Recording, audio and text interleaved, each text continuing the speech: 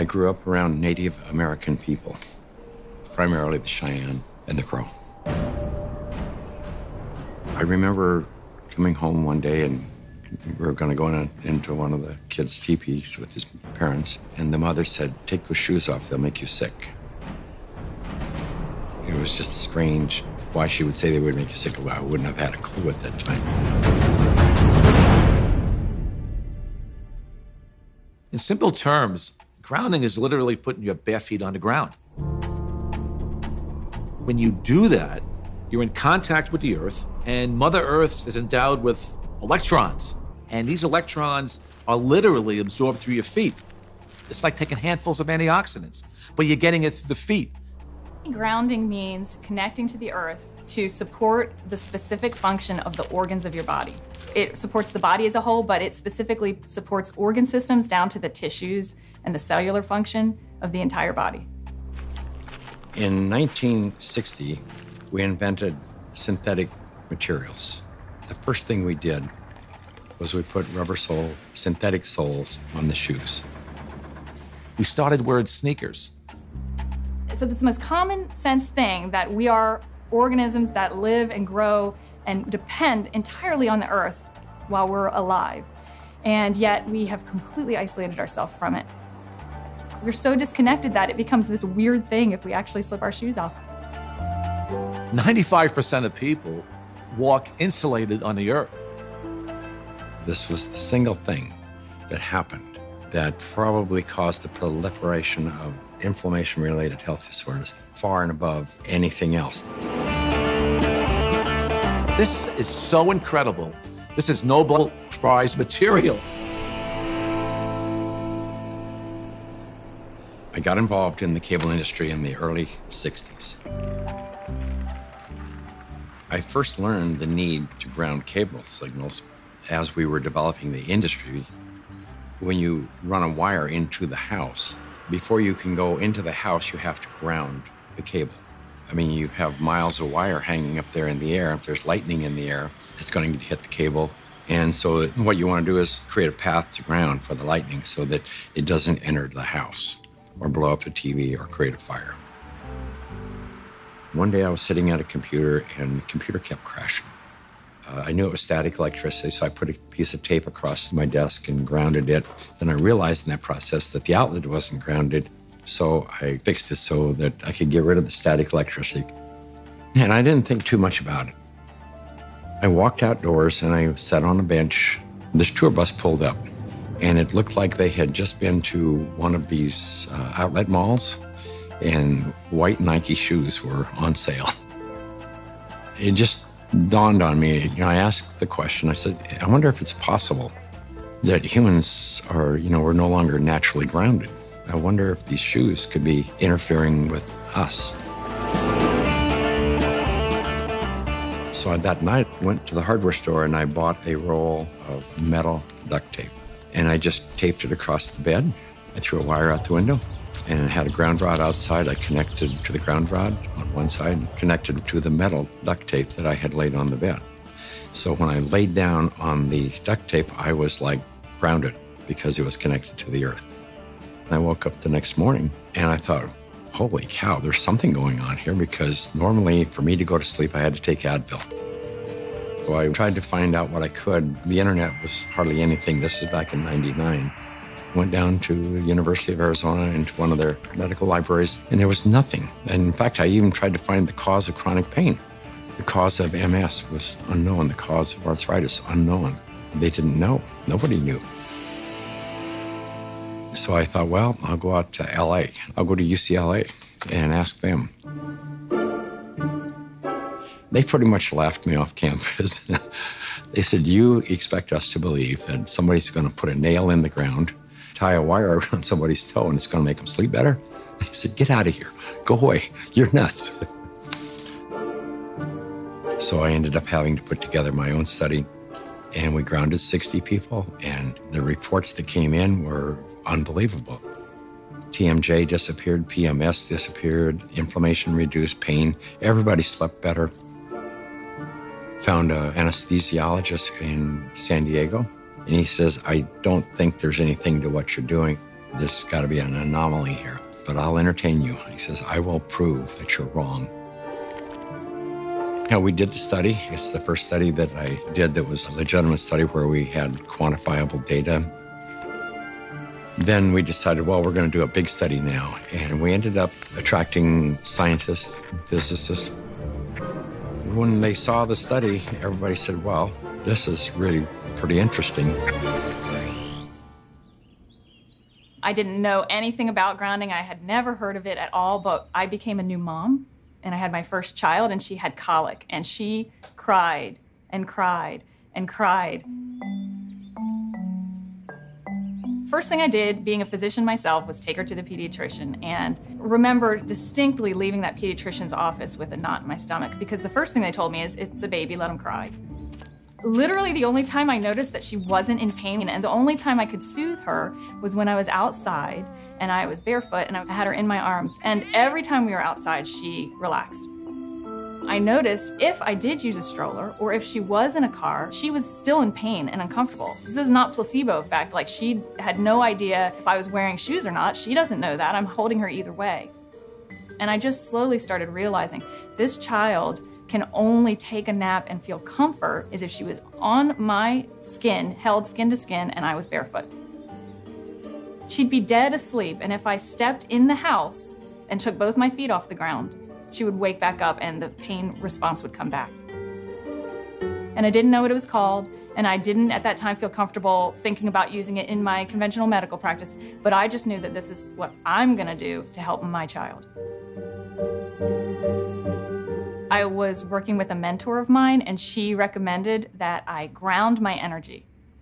I didn't know what she meant by ground yourself, so the first thing I did was go home and look it up on the internet, and through doing a search about grounding, I found Clint Ober's work and the book about earthing, and I realized that it's a real thing and a real healing modality with tons of medical literature behind it.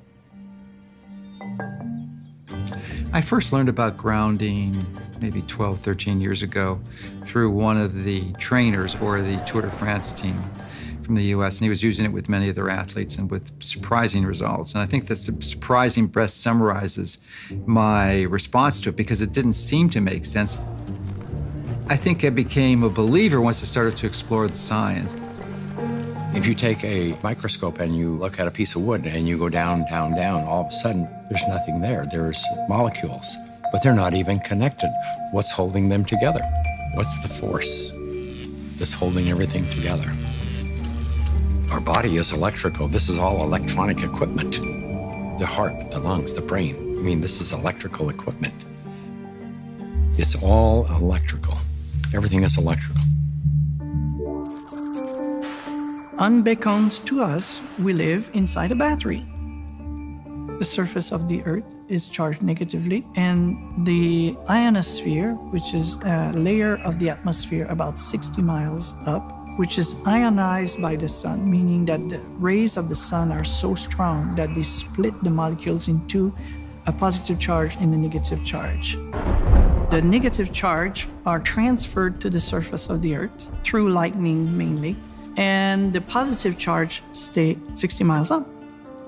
The problem arises when we don't have negative charge. So we need grounding just as we need air and we need sunshine.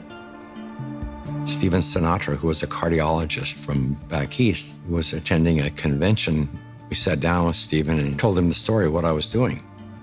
Now he said, well, if you're affecting pain, he says, you need to be researching inflammation. You don't have arthritis, you don't have cancer, you don't have all these health disorders. What you have is chronic inflammation. We have so much inflammation in the body, and it comes out in illnesses. We go to a doctor with all these complaints, but a lot of it is silent inflammation, including my specialty, heart disease. Heart disease is an inflammatory process. So how do we reduce inflammation?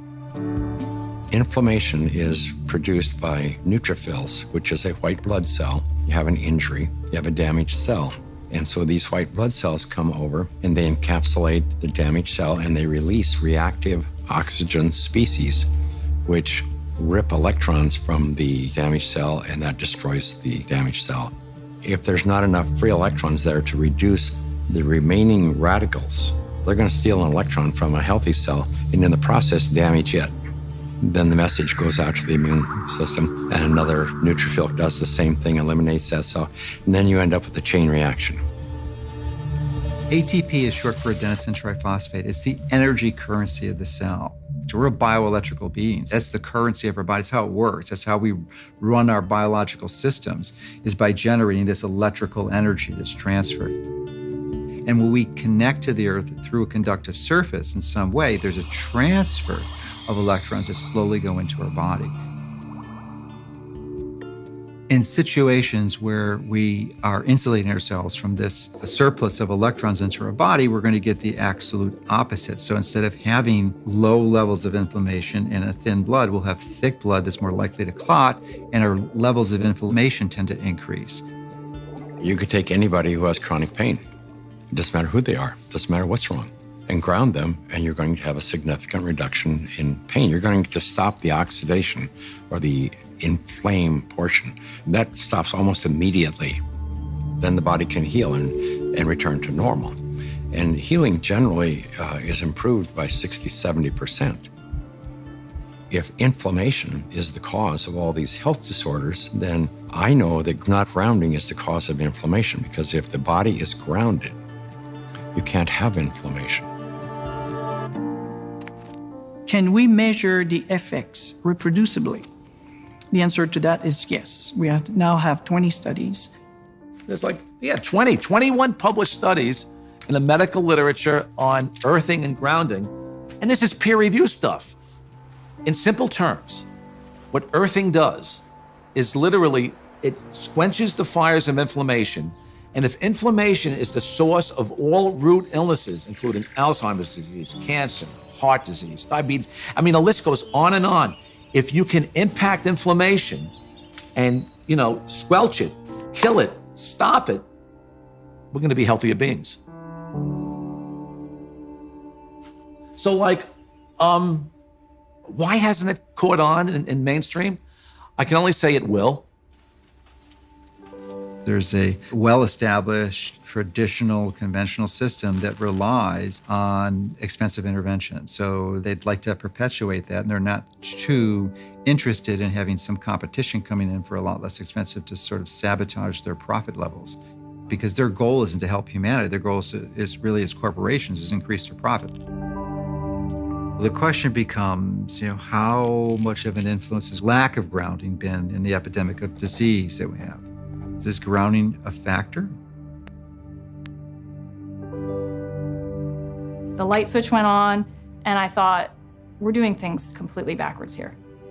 A typical day for a child is completely ungrounded. Most children wake up sleeping on a bed that was not grounded in a house or a building or on a floor that was insulated from the earth. And then they go immediately into a classroom that's insulated. And even on recess, in the recess period, they go outside and are literally fenced in and are paved with asphalt. And then they have after-school activities, which are either indoors, or if they're outdoors, they are literally required to wear protective gear. Even if they're exercising for 2 hours after school, 100% disconnected from the earth. And then they go home and they go inside and they eat dinner and they do homework all hours of the night, and then they pass out in an ungrounded bed. So that's a 24-hour period of time completely ungrounded, and that goes on day after day after day. There's a resistance to integrating novel thoughts. And many times new ideas aren't implemented until the people who hold the counter opinion die. The good thing about grounding is that you don't need a doctor to tell you to do it. You do not need a physician to recommend it to you. You can try this anytime. It is your birthright because you live on the earth. I ground every day. Hey, I want to be connected to the earth as much as I can. I would say about 95% of the day I am grounded, because I believe it's just a no-brainer. Go outdoors, take your shoes off, stand barefoot on the earth, or sit on the earth, put your feet and your hands on the earth, and you will instantly notice the pain and inflammation begin to drain from your body. I got my life back is probably the most common refrain that I hear. Thank you, I got my life back. I got my life back.